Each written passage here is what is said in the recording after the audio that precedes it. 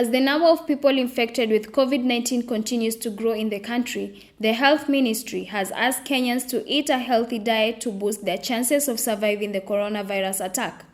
The Health Chief Administrative Secretary, Rashid Aman, said healthy eating is important, especially for people already suffering from other conditions like diabetes and hypertension. The ministry calls upon people living with diabetes and hypertension to live healthy by consuming healthy diets based on locally available foods. A balanced diet is critical for preventing and managing non-communicable diseases and their related complications during this COVID-19 pandemic and beyond.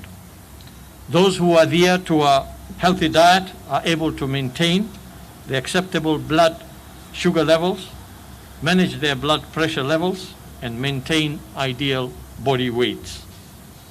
A healthy diet has a variety of foods that provides the right amounts of nutrients, calories, and need not be expensive. Meanwhile, the World Health Organization has identified 17 vaccine candidates that are under clinical evaluation all around the world. China and India are the latest entrants in the race for a vaccine that both countries are conducting clinical trials for their versions of cure. South Africa is the only country in the continent that is conducting a drug trial after partnering with the University of Oxford for a drug that is also being tried in UK. Scientists have estimated that a cure for the virus may be found by early next year. The government is encouraging Kenyans to visit national parks after it reduced the entry fees by half from 300 Kenyan shillings to 150.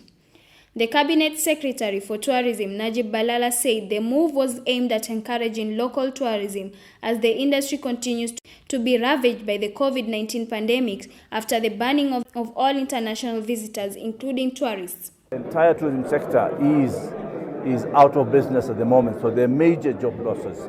But we have been assured immediately we start opening, even the people who have been sent home on redundancy, the minute the economy picks up, they'll be the first people who will be given the priority to come back.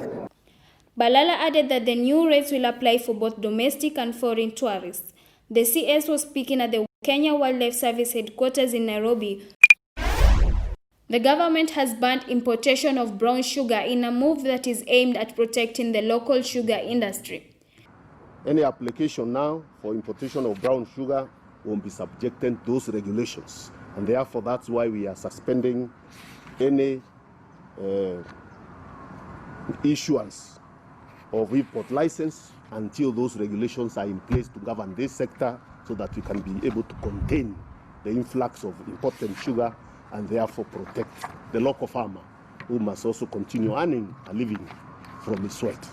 This follows the meeting between President Uhuru Kenyatta and the Western region leaders in which they discussed the ongoing efforts to revive the ailing sugar sector. In the meantime, the operations at the Mumia Sugar Company are set to resume after the procurement of vital equipment needed to operationalize sugar milling processes at the factory. The receiver manager, Mr. Ponagipali Venkata Rao, said the rotters will be shipped to the country from a supplier in South Africa before end of this month. Ethiopia has been rocked by street protests following the killing of a popular musician from the country's largest ethnic group, stoked tensions that threatened to derail the country's democratic gains. The killing of Hachalu Hundessa led to chaos in Addis Ababa and the region of the Oromia that left over 80 people dead following a clash between his Oromo ethnic group and the police. Hachalu Hundessa, whose political songs gave voice to the Oromo's long-lasting sense of marginalization, was shot dead on Monday night. The Confederation of African Football has postponed the African Cup of Nations by a year to be held in 2022. The decision was announced by CAF President Ahmad after the football's body executive committee reached the consensus through a meeting that was held virtually. The 33rd edition of the International Africa Tournament was scheduled to kick off in January 2021, but was postponed following the spread of COVID-19. Cameroon will remain as host of the 24-nation competition expected to be held in early January 2022. Agreeing with the decision, Football Kenya Federation President Nick Mwendwa said that postponement was the only logical solution since there were still other qualification matches to be played but had to be stopped following coronavirus pandemic.